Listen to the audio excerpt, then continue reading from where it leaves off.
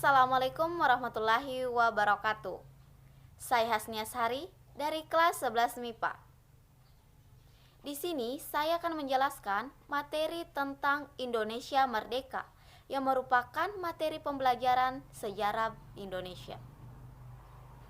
Adapun tujuan pembelajaran yang harus dicapai, yang pertama adalah menganalisis peristiwa proklamasi dan maknanya bagi kehidupan bangsa. Yang kedua, merekonstruksi pemerintah dan NKRI. Yang ketiga, meneladani perjuangan para tokoh proklamasi.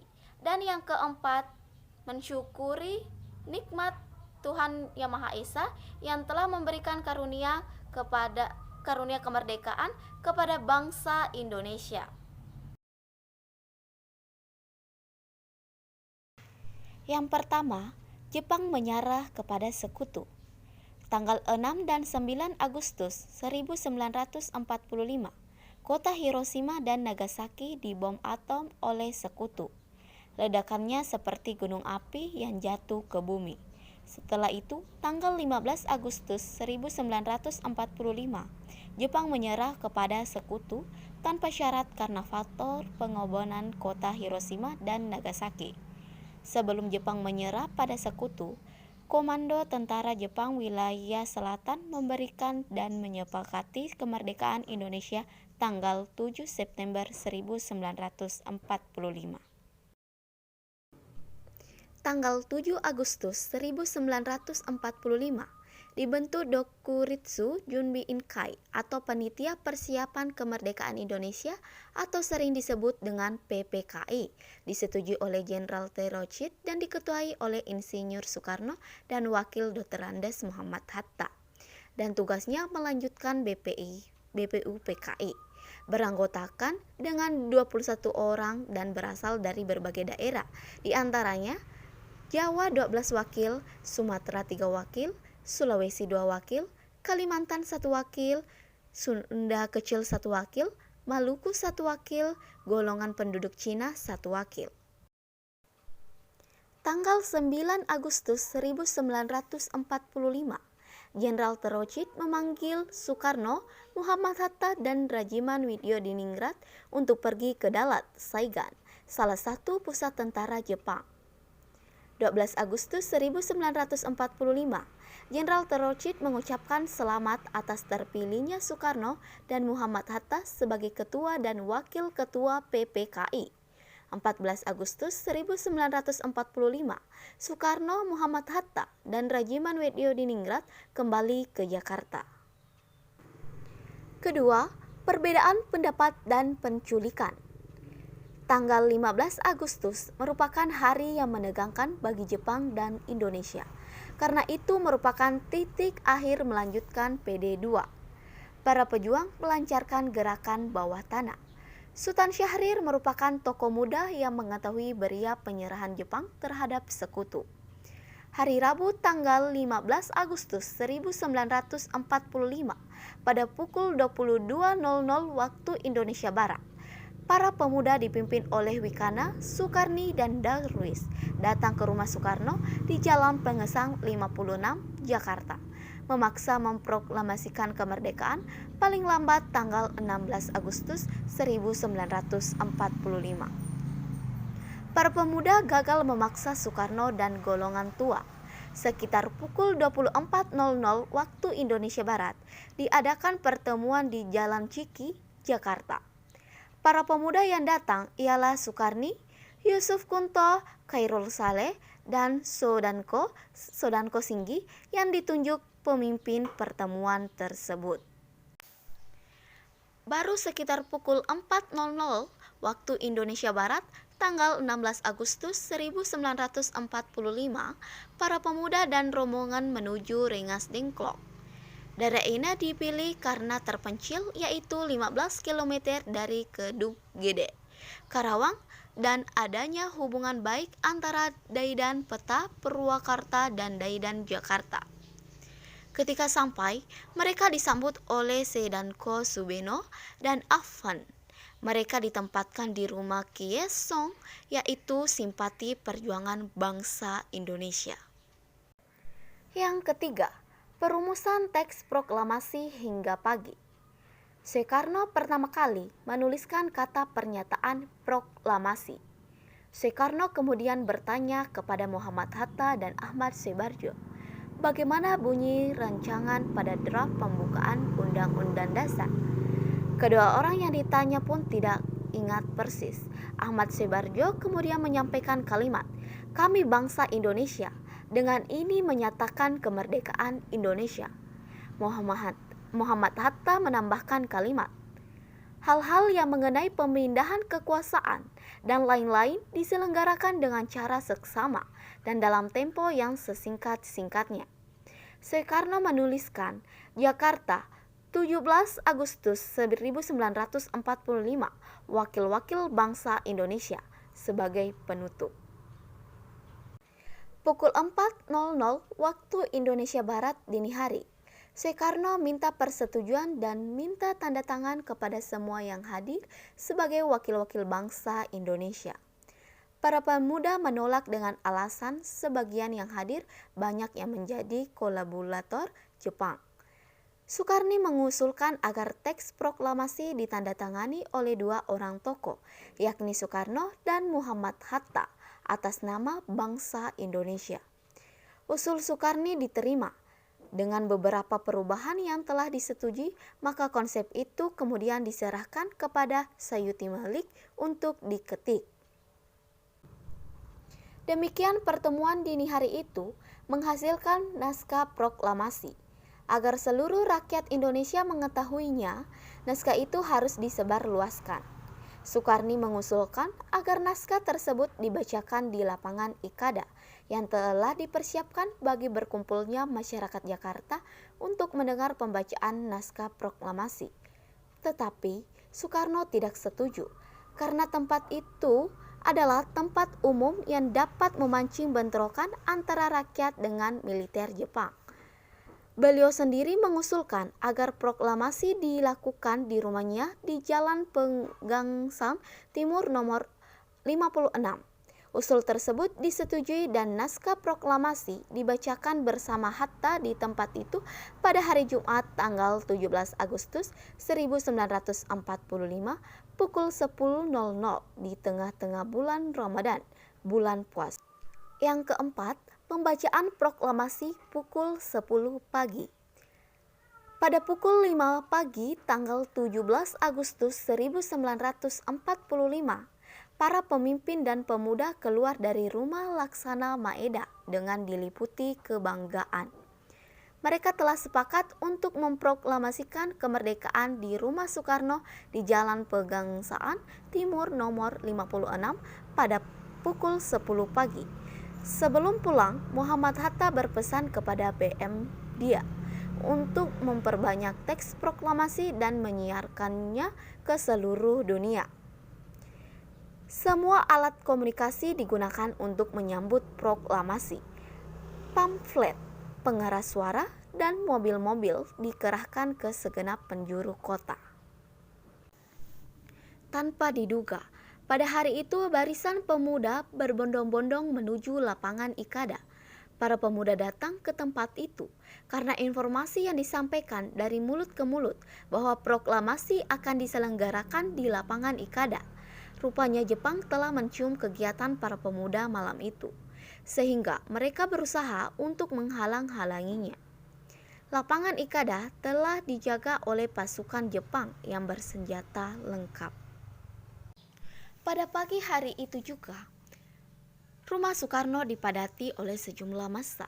Untuk menjaga keamanan upacara pembacaan proklamasi, Dr. Muardi meminta Latif Hedraningrat beserta beberapa anak buahnya untuk berjaga-jaga di sekitar rumah Soekarno.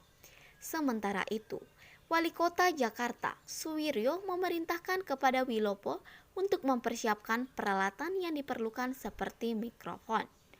Sedangkan Sudiro memerintahkan kepada Es Suhud untuk menyiapkan tiang bendera. Es Suhud mendapatkan bendera merah putih dari Ibu Fatmawati. Bendera dijahit Ibu Fatmawati sendiri dan ukurannya sangat besar, tidak standar. Bendera merah putih yang dijahit Fatmawati dikenal dengan bendera pusaka. Sejak tahun 1969, tidak lagi dikibarkan dan diganti dengan bendera duplikat.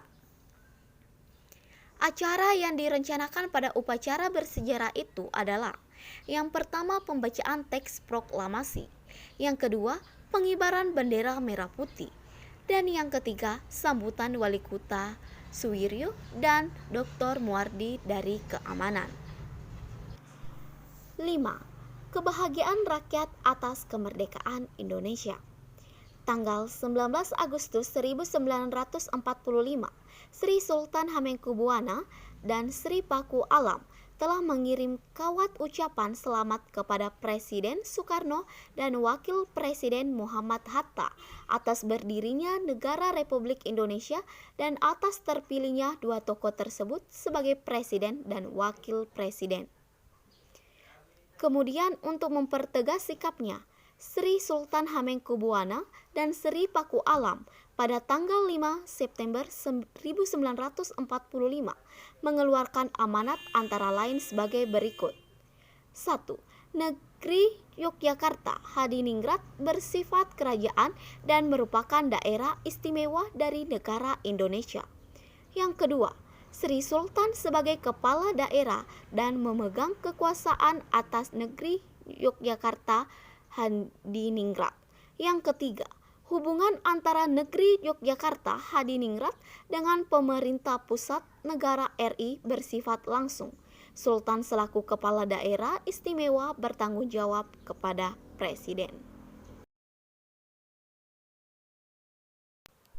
1. Pengesahan Undang-Undang Dasar 1945 dan pemilihan Presiden dan Wakil Presiden.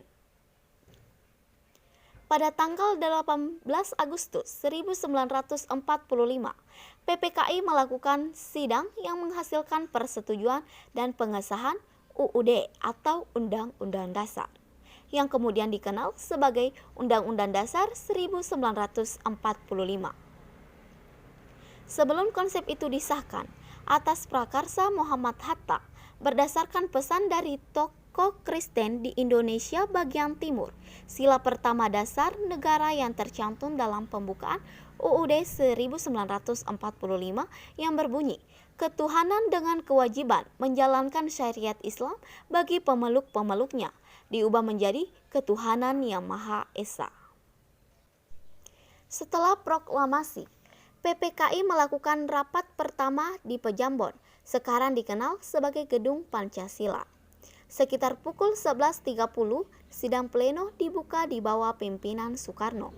Kemudian dilaksanakan acara pemandangan umum yang dilanjutkan dengan pembahasan bab demi bab dan pasal demi pasal.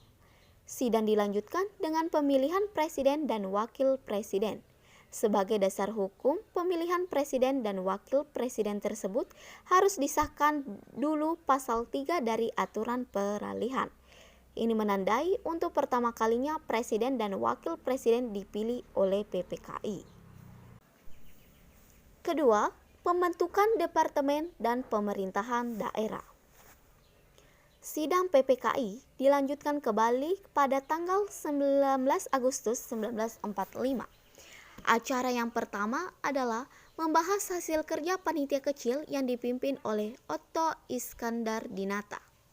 Sebelum acara dimulai, Presiden Soekarno ternyata telah menunjuk Ahmad Subarjo, Sutarjo Kartodikusumo, dan Kasman Singodimedjo sebagai panitia kecil yang ditugasi merumuskan bentuk departemen bagi pemerintahan Republik Indonesia, tetapi bukan personalisnya atau pejabatnya. Otto Iskandar Dinata menyampaikan hasil kerja panitia kecil yang dipimpinnya.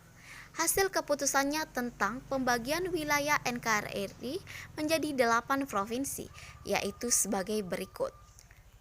Pertama, Jawa Tengah; kedua, Jawa Timur; ketiga, Borneo atau Kalimantan; keempat, Sulawesi; kelima, Maluku; keenam, Sunda Kecil; dan ketujuh, Sumatera.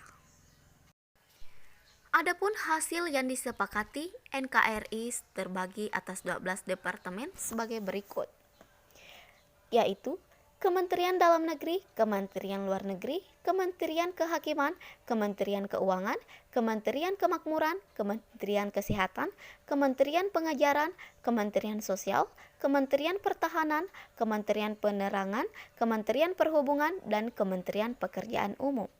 Di samping itu juga ada Kementerian Negara. Ketiga, pembentukan badan-badan negara. Tanggal 16 Oktober 1945 diselenggarakan sidang KNIP yang bertempat di Gedung Balai Muslimin Indonesia, Jakarta. Sidang dipimpin oleh Kasman Singodimedjo. Dalam sidang ini juga diusulkan kepada Presiden agar KNIP diberi hak legislatif selama DPR dan MPR belum terbentuk. Berdasarkan usul-usul dalam sidang tersebut, maka Wakil Presiden selaku wakil pemerintah mengeluarkan maklumat yang lazim disebut Maklumat Wakil Presiden nomor 10. Yang keempat, pembentukan kabinet. Kabinet RI yang pertama dibentuk oleh Presiden Soekarno pada tanggal 2 September 1945 terdiri atas para menteri, di mana terdiri atas 16 menteri.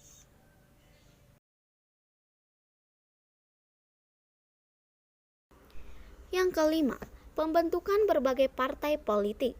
Beberapa partai politik yang kemudian terbentuk misalnya Marsumi, PKI, PBI, Parkindo, PSI, PRS, PKRI, Persatuan Rakyat Marhain Indonesia, PNI.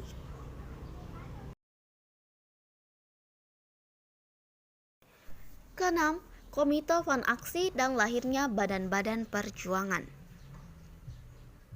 Munculnya Komite Van Aksi kemudian diusul dengan lahirnya berbagai badan perjuangan lainnya di bawah Komite Van Aksi seperti API, Angkatan Pemuda Indonesia, BARA, Barisan Rakyat Indonesia, dan BBI, Barisan Buruh Indonesia.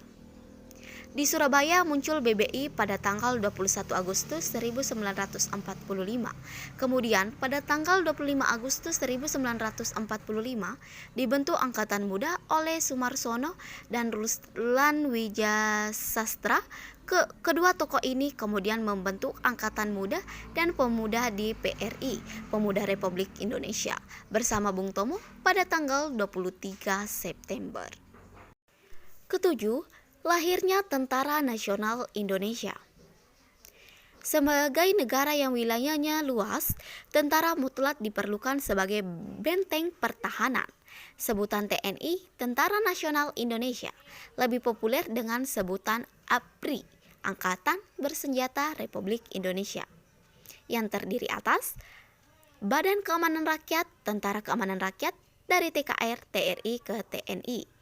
Tanggal 17 Mei diadakan beberapa perubahan organisasi meliputi lingkungan markas besar yang terdiri Panglima Besar Jenderal Sudirman, Kepala Staf Umum Letnan Jenderal Urip Sumoharjo. Yang kedua, pengurangan jumlah divisi yang terdiri atas Jawa Madura dari 10 divisi menjadi 7 divisi ditambah 3 brigade di Jawa Barat, dan di Sumatera semula 6 divisi menjadi 3 divisi. Yang ketiga, dalam Kementerian Pertahanan terdiri atas dibentuk Direktorat Jenderal Bagian Militer yang dipimpin oleh Mayor Jenderal Sudibyo. Dibentuk biro khusus yang menangani badan-badan perjuangan dan kelaskaran.